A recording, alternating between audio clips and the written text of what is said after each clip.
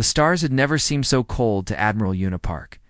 She stood on the bridge of the battleship Mugangwa, watching the darkness of space through the massive viewport. Behind her, the soft hum of machines filled the silence. In front of her, hidden in the shadow of Neptune, 200 warships waited like sleeping wolves. 3 months had passed since the Valari. Dominion burned New Busan to ash. Yuna remembered the day clearly. She had been eating breakfast when the emergency broadcast cut through every screen on Earth. The images showed fire falling from the sky, buildings melting like candles, people running through streets that had become rivers of flame. The Valari warships had appeared without warning, and they had shown no mercy. 4.2 million people died in 6 hours. Men, women, children, elderly. The Valari did not care. They wanted the planet for its minerals. Humans were simply in the way. The Galactic Council had responded with strong words. They called the attack tragic. They issued a formal condemnation. They expressed deep concern. And then they did nothing. Yuna had watched the council session from her quarters. She saw how the alien delegates shifted uncomfortably in their seats, how they avoided looking at Earth's representative. She understood then what humanity meant to the galaxy. They were newcomers. They were weak. They were expendable. Captain Do-yeon Kung walked up beside her, his boots clicking softly on the metal floor. He was a tall man with tired eyes and steady hands. He had lost his sister on New Busan. "The fleet is ready, Admiral," he said quietly. "All ships report full combat status." Yuna nodded but did not turn around. "How long did it take us to build this force, Captain?" 18 months of secret construction. Every shipyard on Earth and Luna working around the clock. We used resources meant for civilian projects, colony development, trade vessels. Do-yeon paused. The people gave everything they had. And the galaxy thinks we spent these 3 months crying. Let them think what they want. Yuna finally turned to face her tactical officer. Her expression was calm, almost peaceful. But her eyes held something that made Do-yeon's spine go cold. He had served under many commanders in his 20 years of military service. He had never seen anyone look quite like that. "The Valari believe they taught us a lesson," Yuna said. "They think we understand our place now. Small species, young species, know when to bow." They were wrong. They were very wrong. On the planet Earth, far from the hidden fleet, Counselor Ji-Soo-han sat alone in her apartment in Seoul. The lights were off. The windows showed the city glittering below. Millions of lights from millions of lives. She held a glass of water in her hands. She had not taken a single sip. Her seat at the Galactic Council had been empty for 90 days. The alien delegates had sent messages at first. Concerned inquiries. Polite requests for clarification. Then the messages had stopped. The galaxy had decided that humanity had accepted defeat. Jisoo's phone buzzed. She looked at the screen and saw a message from General Narration, the Supreme Commander of Earth's military forces. The message contained only 2 words. "It begins." Closed her eyes. She thought about the families she had met in the refugee camps, the children who asked when their parents were coming back, the old woman who had walked for 3 days through radiation zones carrying nothing but a photograph of her dead husband, the young man who had stopped speaking entirely, his eyes empty and lost. The galaxy had offered them words, sympathy, condolences. Now humanity would offer the galaxy a lesson of its own. In the strategic command center beneath Mount Baidu, General Murray Shin stood before a wall of screens showing every human military asset in the solar system and beyond. She was a small woman with gray hair and a face that rarely showed emotion. She had commanded soldiers for 40 years. She had buried more friends than she could count. Dr. Junho Kwon, her chief strategist, approached with a tablet in his hands. He was younger than most of the officers around him, but his mind worked in ways that made even the most experienced generals uncomfortable. "Operation Balance Ledger is ready to launch," he said. "All stealth squadrons are in position. Ground teams have been inserted on target worlds. We can begin on your order." Murray studied the map showing Valari territory. Dozens of worlds marked in red. Agricultural centers. Water processing plants. power distribution networks, medical supply warehouses. Not a single military target among them. The Valari Dominion has the third largest military in the galaxy, Murray said. Their fleet outnumbers ours 4-1. Their soldiers number in the billions. Yes, General, we are not going to fight any of them. Junho allowed himself a small smile. No, General. We are going to starve them. The plan had taken 2 years to develop. Junho had studied every war in human history, every siege, every campaign of attrition. He had learned that armies did not win wars. Logistics won wars. Food won wars. Medicine won wars. The will to continue fighting won wars. The Valari had built their empire through military conquest. They had the largest warships, the most powerful weapons, the most feared soldiers. But they had neglected something important. They had forgotten that warriors needed to eat. Send the order, Murray said. Jae-Yuna Sho nodded and typed a command into his tablet. Across the darkness of space, encrypted signals reached dozens of hidden ships.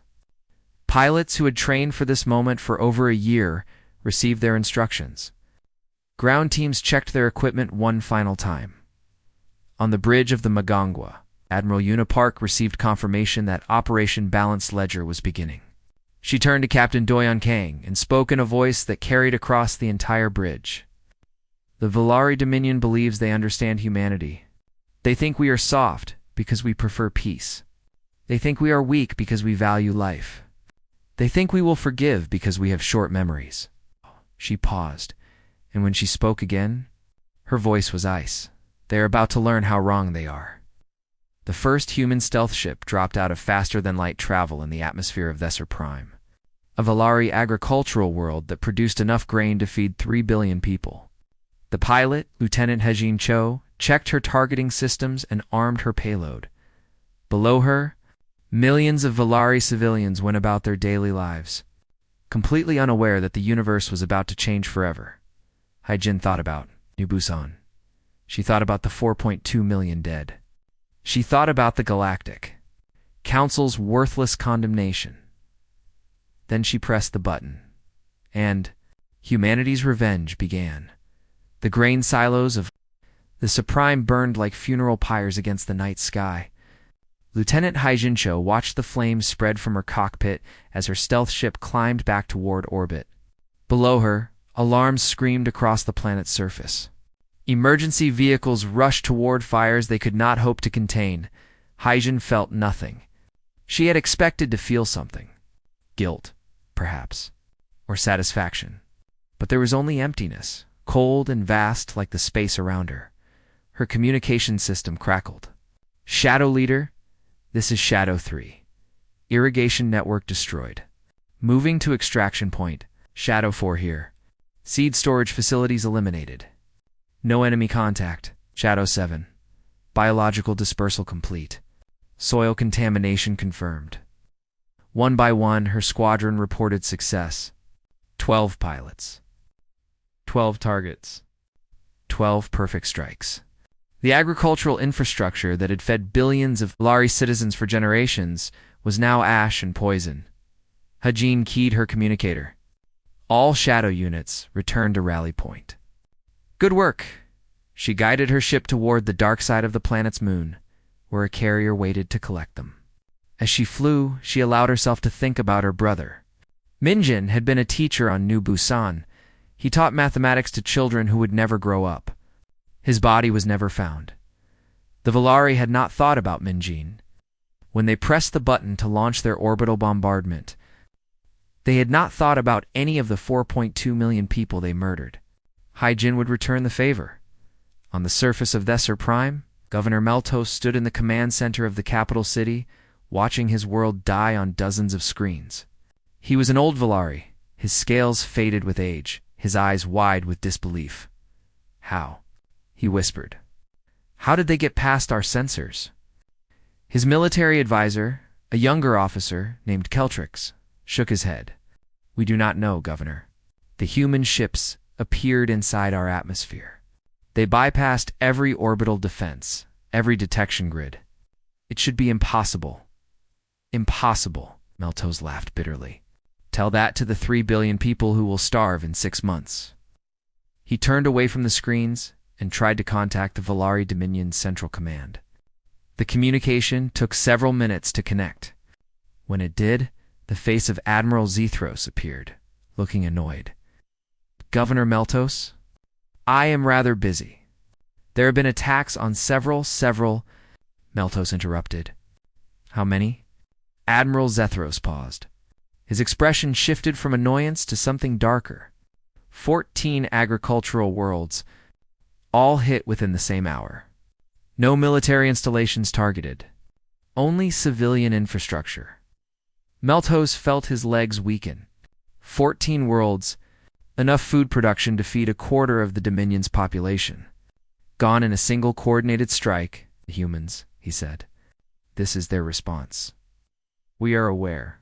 Our fleets are mobilizing too. To do what? Meltos snapped.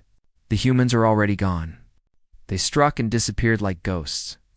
Your warships will find nothing but empty space and burning fields. Admiral Zethros' eyes narrowed. Watch your tone, Governor. The Dominion will respond appropriately. The communication ended. Meltos turned back to the screens, showing his ruined world. In the distance, he could see the message the humans had left behind. A holographic display projected into the sky above the burning capital, showing images of a human colony world being destroyed. New Busan, the world the Dominion had burned 3 months ago. Below the images, coordinates scrolled endlessly. The locations of 12 more Volari agricultural worlds. A promise of what was coming. Far across the galaxy, Sergeant Taiwu Lim led his ground team through the wreckage of a water processing facility on the Volari. World of Kethros Minor. They moved quietly, efficiently, placing charges at structural weak points. Taiwu was not a young man anymore. His hair had gone gray years ago, and his knees complained with every step. But his hands were steady, and his mind was clear.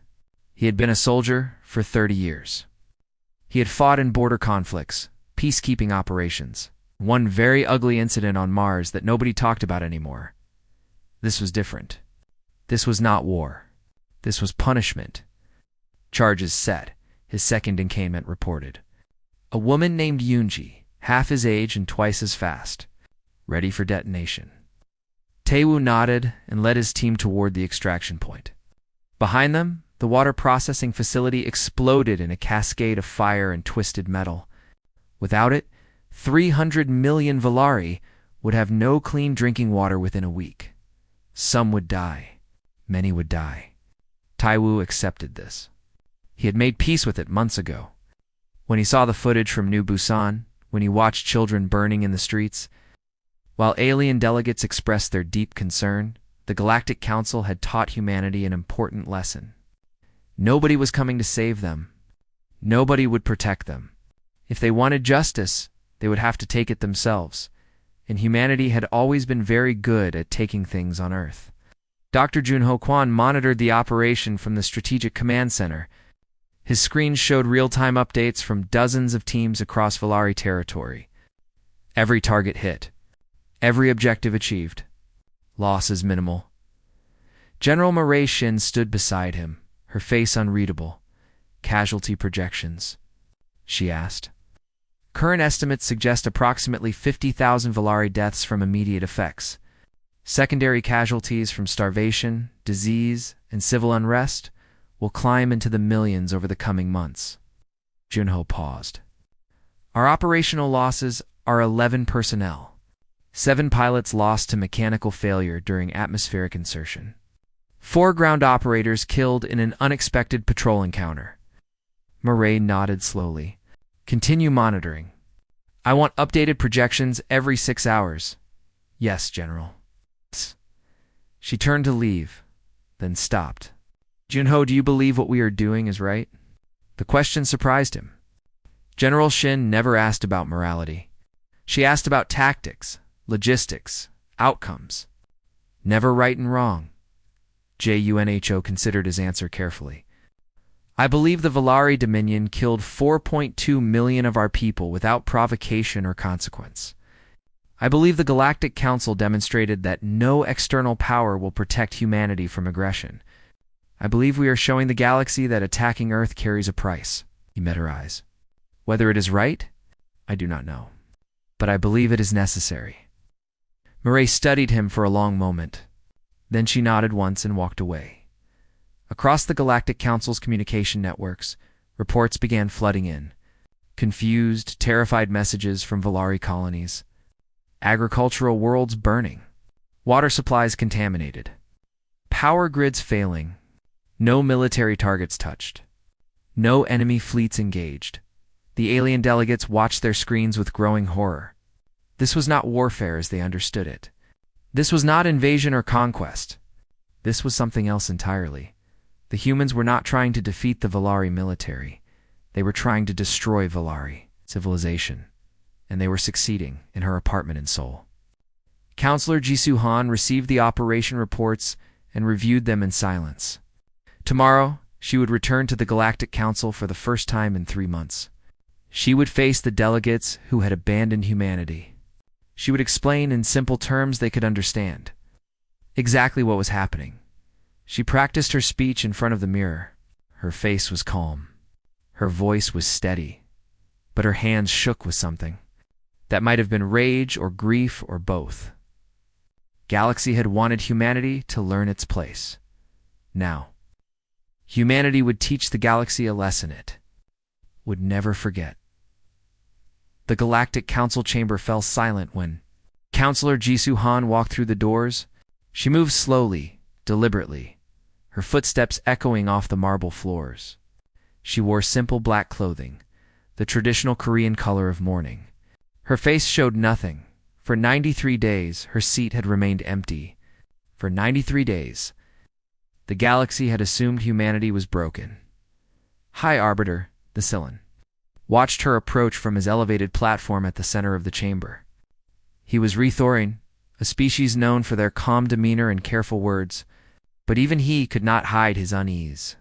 Behind him, dozens of alien delegates shifted nervously in their seats. Jisoo reached her designated position and remained standing. She did not bow. She did not offer traditional greetings. She simply waited. Counselor Han Thessalon began, his voice careful. The human delegation has been absent during a period of significant concern. The Council has received disturbing reports from Volari territory. We demand an explanation. Jisoo tilted her head slightly. What reports, High Arbiter? Do not play games, Counselor. Delegate Varix of the Volari Dominion rose from his seat, his scaled face twisted with fury. Your species has attacked 14 of our worlds. You have destroyed food supplies, water systems, power networks. Billions of our citizens face starvation. 23 worlds, actually, Jisoo corrected calmly. As of this morning, my information may be slightly outdated. The chamber erupted. Dozens of voices shouted in alien languages. Delegates stood from their seats, gesturing wildly. The Cellin called for order repeatedly, his voice rising above the chaos. Jisoo waited. She had expected this. She had prepared for it. When the noise finally died down, Ambassador Sunwoo Beek stepped forward. He was Earth's military liaison to the Council, a former general who had traded his uniform for diplomatic credentials. His presence here was no accident.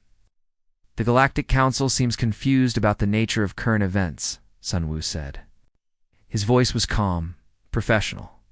Allow me to clarify. The United Earth government has not authorized any military action against the Volari Dominion. Varix slammed his fist on his podium.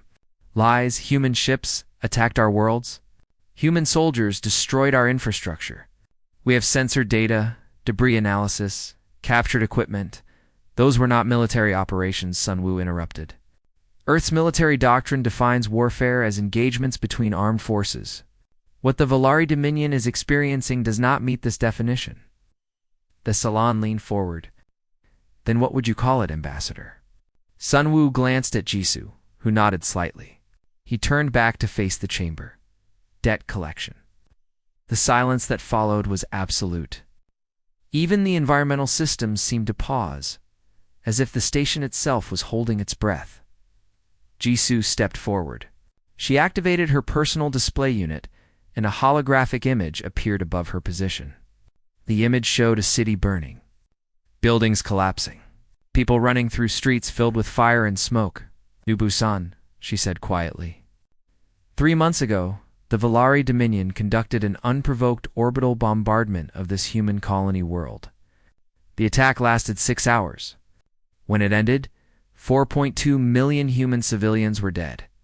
She changed the image. Now it showed rows of graves stretching to the horizon, markers with names and dates. So many markers that they looked like a forest. Children, Jisoo continued, elderly, families who had lived on that world for 3 generations, workers, teachers, doctors, artists, all dead. Not because they threatened the Dominion. Not because they attacked anyone. They died because the Valari wanted their planet's resources. She changed the image again. This time, it showed the council chamber itself, recorded from 3 months earlier. The delegates watching footage of New Busan burning. The vote on a response. His council responded with a formal condemnation. Jisoo's voice hardened. No sanctions. No intervention. No consequences. The Valari Dominion murdered 4.2 million people, and this council gave them a politely worded letter of disapproval. The Saiyan shifted uncomfortably. The council does not have authority to. The council chose not to act. Jisoo cut him off. That is different. You had options. Economic sanctions. Trade restrictions. Military intervention. You chose the option that cost you nothing and meant nothing. She paused. So humanity decided to handle the matter ourselves. Svarek stepped toward her, his body trembling with rage. You have killed millions of innocent Valari citizens. You have created a humanitarian catastrophe. We have killed approximately 200,000 Valari citizens, Jisoo corrected. Current estimates suggest this number will rise to perhaps 3 million over the coming year. Due to secondary effects from infrastructure damage, she met his eyes without flinching. We still have a deficit of approximately 1.2 million. We intend to balance the ledger. The chamber erupted again. This time, the shouting lasted longer.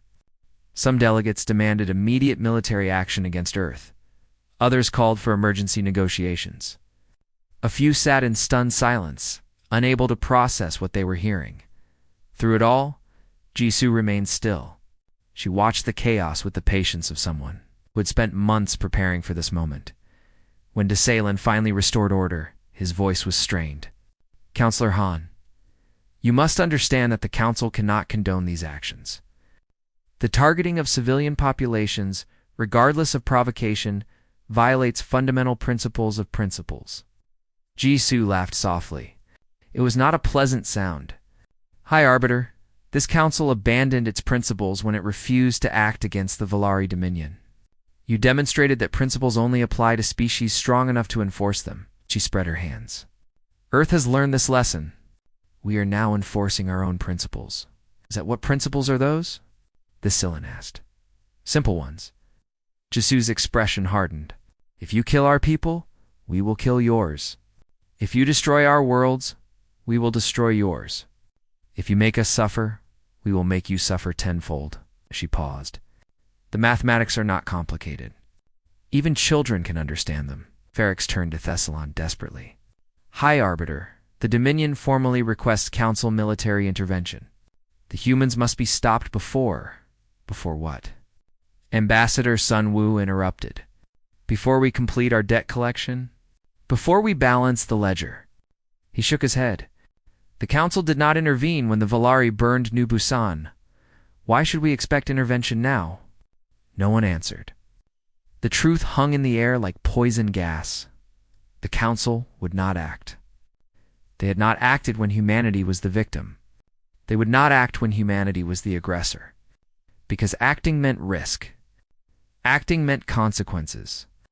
And the Council had long ago learned to avoid both. Jisoo gathered her materials. This concludes Earth's statement to the Council. We will continue our operations until the ledger is balanced. Any species that interferes will be added to our accounts. She began walking toward the exit. Good day, delegates. She was almost at the door when the Sullen called out, "Counselor Han, do you truly believe this is justice?" Jisoo stopped. She did not turn around. Justice would require a fair tribunal, impartial judges, and appropriate consequences for wrongdoing. Her voice was ice. The galaxy has demonstrated that justice is not available to humanity. So we have settled for something simpler. And what is that? Now she turned. Her eyes swept across the chamber, meeting the gaze of every delegate who dared to look at her. Revenge. She walked out. The doors closed behind her, and the Galactic Council sat in silence, finally understanding what they had unleashed. They had created a monster. And now the monster was loose, deep beneath Mount Baidu, in a bunker that had been built to survive the end of the world. General Narration stood before the war table. The holographic display showed the entire Valari Dominion, dozens of star systems marked with red indicators. Each red mark represented a completed operation. Each red mark represented suffering beyond imagination. 6 months had passed since. Operation Balance Ledger began. Dr. Junho Kwan approached with his tablet, his face showing the exhaustion of endless nights without proper sleep. He had aged years and months. They all had. "Updated casualty report, General," he said quietly. "Valari deaths have reached approximately 3.1 million. The majority are from starvation, disease, and civil unrest. Direct operational casualties remain relatively low. Our losses: 87 personnel, 42 pilots, 31 ground operators, 14 support staff." Junho paused. "No ships lost in combat." Mireille nodded slowly. She walked around the table, studying the display from different angles. The Valari Dominion had been the third most powerful military force in the galaxy 6 months ago. Their warships numbered in the thousands, their soldiers counted in the billions. None of it mattered. Humanity had not attacked their military. Humanity had attacked their stomach, and an empire cannot fight when its people are starving. "What is the current status of Valari food reserves?" Mireille asked. "Critical. Our analysis suggests they have approximately 4 months of centralized supplies remaining. Distribution has become increasingly difficult due to civil unrest and infrastructure damage. Several worlds have already experienced food riots, military morale collapsing. Desertion rates have increased by 300%. Soldiers are abandoning their posts to return home and protect their families." Junho checked his tablet. "We have intercepted communications indicating that several fleet commanders have refused orders to pursue offensive operations against Earth." Mireille allowed herself a small nod of satisfaction. This was the plan working exactly as designed. The Valari military was neutralizing itself. Their warships sat idle because their crews could not focus on war while their families starved. Their soldiers fled because military victory meant nothing if there was no civilization left to protect.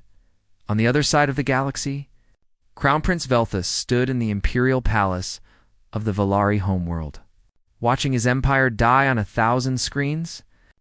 He was young for a Valari royal, barely past his first century. But the weight on his shoulders made him feel ancient. His father, Emperor Zelthos III, sat on his throne behind him. The old emperor had not moved from that chair in 3 days. He stared at nothing, his eyes empty, his mind lost in thoughts that no one else could share. Father Velthus said softly, "We must negotiate. The humans have made their point. They have demonstrated their capability. Perhaps now they will accept terms." Terms. The Emperor's voice was hollow. "What terms can we offer?" "They do not want territory. They do not want resources. They want only one thing." "What?" "Suffering." The Emperor's hands trembled. "They want us to suffer as they suffered, until the scales are balanced." He laughed bitterly. 4.2 million. They have been very clear about the number. They will not stop until that number is matched. Velthus felt despair washing over him. His father was right. The humans had stated their position publicly, openly, without any attempt to hide their intentions. They would continue their campaign until the Valari death toll equaled the new Busan death toll. Simple mathematics. Terrible mathematics. Then we must sue for peace, Velthus insisted. Offer reparations. Admit fault. Perhaps they will accept. They will accept nothing from us. The Emperor stood suddenly, his old body shaking with unexpected energy. We showed them no mercy. We killed their people without thought or consequence. We believed they were beneath us. His voice rose. Now they are teaching us the cost of that arrogance. Father, please, no. The Emperor's eyes blazed with something that might have been madness or might have been clarity. We will not beg. We will not kneel. The Volari Dominion will answer this insult with strength. I have ordered the combined fleet to attack Earth's lunar shipyards. We will destroy their ability to wage war. Velthus felt his blood turn cold. Father, that is exactly what they want. Our fleet will be leaving defensive positions, extending supply lines, fighting in their territory enough. The Emperor struck his son across the face. I am Emperor, I decide. The fleet launches in 3 days. 3 days later, the combined Volari Armada dropped out of faster-than-light travel in Earth's outer solar system. 400 warships, the largest military force the Dominion had assembled in centuries. They advanced toward the moon, sent Caesars scanning for enemy defenses. They found nothing. Admiral Zethros stood on the bridge of his flagship, studying the empty space with growing unease. Where were the human ships? Intelligence reports indicated Earth had built at least 200 warships in secret. They should be here, defending their construction facilities. Spread formation, he ordered. All ships increase sensor range. Something is wrong. His communications officer turned pale. Admiral, contact. Multiple contacts. They are coming from behind the gas giant. Zethros spun toward the tactical display. Red markers appeared one by one, then by dozens, then by hundreds. Human warships emerging from hiding positions they had occupied for 11 days, waiting patiently in the frozen darkness. Impossible, Zethros whispered. They knew we were coming. The human fleet had positioned itself perfectly. The Volari Armada was caught in open space with no cover, no defensive positions, no room to maneuver. It was a trap. A perfect trap. On the bridge of the Mugangwa, Admiral Unipark watched the Volari fleet struggling to reorganize. She felt nothing. No excitement, no fear, no satisfaction. Only cold purpose. All ships, she said calmly. Weapons free. The battle lasted 40 minutes. It was not really a battle. It was an execution. The human fleet had spent 18 months training for this specific scenario. Every crew knew their role. Every ship knew its target. They moved with mechanical precision, striking weak points in the Volari formation. Destroying command ships before orders could be issued. Cutting off retreat routes before anyone could flee. When it ended, 63 Volari warships had been destroyed. Another 100 were crippled, drifting helplessly through space. The survivors fled in disorder. Their admiral dead, their chain of command shattered. Humanity lost 4 ships. Admiral Park broadcast a message on all frequencies, knowing the fleeing Volari ships would receive it, knowing the entire galaxy would eventually hear it. We could have destroyed your homeworld at any time. We chose not to. Consider why. The message was simple. The meaning was clear. Humanity was not trying to exterminate the Volari. They were trying to break them. On the Volari homeworld, Crown Prince Velthus received the battle report in his quarters. His hands shook as he read the casualty figures. His father's grand offensive had ended in catastrophic defeat. The fleet that was supposed to save the Dominion had been annihilated in less than an hour. He knew what he had to do. That night, Emperor Zelthos III was found dead in his chambers. The official report claimed natural causes. Nobody believed it. Nobody cared. Crown Prince Velthus became Emperor Velthus II. His first act was to establish a secret communication channel to Earth's strategic command. His message was brief. I am the new Emperor of the Volari Dominion. I wish to discuss terms for ending hostilities. Please tell me what you require. General Mireille Shin read the message in her bunker beneath Mount Baekdu. She considered it for a long moment. Then she typed her response. The ledger shows a deficit of approximately 1.1 million. Terms will be offered when the balance reaches zero. Not before. She sent the message and returned to her work. The campaign would continue. The Treaty of New Busan was signed in the ruins of the colony's capital, beneath an artificial dome that protected the delegates from the radiation still poisoning the air. Counselor Ji Soo-han had insisted on this location. She wanted the galaxy to see what had started everything. She wanted them to stand among the ghosts of 4.2 million murdered civilians while they discussed the future. Emperor Velthos II walked through the devastated streets with his small delegation. The young ruler moved slowly, his eyes taking in every collapsed building, every memorial marker, every faded photograph left at makeshift shrines. His scales had lost their luster. His body had grown thin from months of stress and sleepless nights. Behind him walked the remains of the Valari Dominion's leadership, those who had not been assassinated by their own people, those who had not committed suicide to escape the shame, those who had not simply disappeared when the food riots began. General Narration waited at the treaty site. Flanked by Admiral Unipark and Ambassador Sun Woo-beek, they stood beneath a massive wall covered with names. 4.2 million names etched into black stone, stretching higher than any of the surviving buildings. The memorial had been completed just days before the signing. Jisoo stepped forward to greet the Valari Emperor. She did not bow.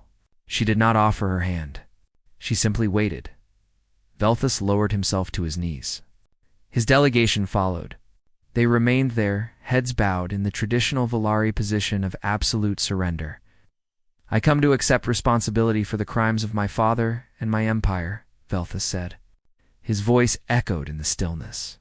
"I come to pay the debt that cannot be paid. I come to beg forgiveness that cannot be given." Jisoo studied him for a long moment. She had imagined this scene for months. She had dreamed about it. In her dreams, she felt triumph, vindication, satisfaction. Now, standing in the ruins of her murdered colony, looking at the broken leader of a broken empire, she felt only exhaustion. "Rise," she said quietly. "The treaty awaits." The terms were absolute. The Valari Dominion would pay reparations for 300 years. Every year, a portion of their economic output would be transferred to Earth for the benefit of New Busan survivors and their descendants. The numbers were crushing. The Valari economy would be permanently crippled. The Valari military would be reduced to defensive capabilities only. Their fleet would be cut by 90%. Their weapons development programs would be dismantled under human supervision. They would never again have the power to threaten another species. 12. Valari worlds would be ceded to human control as memorial territories. Not for colonization. Not for resources. Simply as permanent reminders of what the Dominion had done and what it had cost them. Finally, Emperor Velthos would personally visit the memorial wall and read names aloud for 1 hour. Every year. For the rest of his life, Velthos signed each document without hesitation. His hands were steady. His expression was empty. He had spent weeks negotiating these terms, trying to reduce the burden on his people. He had failed. The humans had not budged on a single point. When the last signature was complete, Velthos walked to the memorial wall. He stood before the endless columns of names and began to read. Park Ji-yeon, age 7. Kim Dong-woo, age 43. Lee Seo-yoon, age 21. His voice carried across the ruins. The human delegates listened in silence. The Valari delegation wept. Thousands of light years away, Galactic Council reconvened to address the aftermath of humanity's war. High Arbiter the Cellon stood at his podium, looking older and more tired than anyone could remember. "This council must acknowledge a failure," he began. "We failed to prevent the attack on New Busan. We failed to provide justice for humanity. And in our failure, we created the conditions for a conflict that has cost millions of lives across dozens of worlds." The chamber was silent. No delegate spoke. No delegate moved. The human campaign against the Valari Dominion was brutal, methodical, and effective.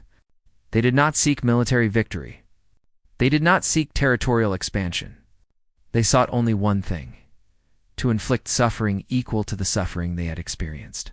Zelen paused, and they succeeded. Counselor Jisoo Han rose from her seat.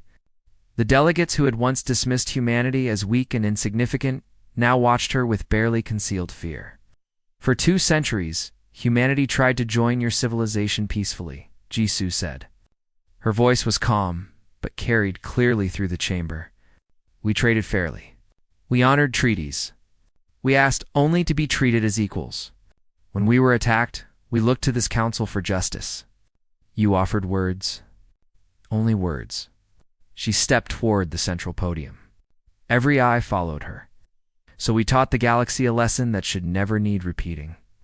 Humanity does not require your protection. Humanity does not require your approval. Humanity will defend itself by whatever means necessary, against any enemy, for as long as necessary. General Narration entered the chamber, walking to stand beside her civilian counterpart. She wore her full military dress uniform, every medal and honor earned over 40 years of service displayed on her chest. She represented the force that had brought an empire to its knees without fighting a single conventional battle. The Valari Dominion believed humans were soft because we value peace, Jisoo continued. They confused our patience for weakness, our mercy for cowardice. She met the eyes of every delegate in the chamber. Let this serve as a warning to any species considering aggression against Earth or her people. She paused. The silence stretched. We remember everything. We forgive nothing, and we will never stop until the debt is paid. In the years that followed, historians would mark this moment as the birth of what they called the human doctrine. The understanding spread across the galaxy like winter frost.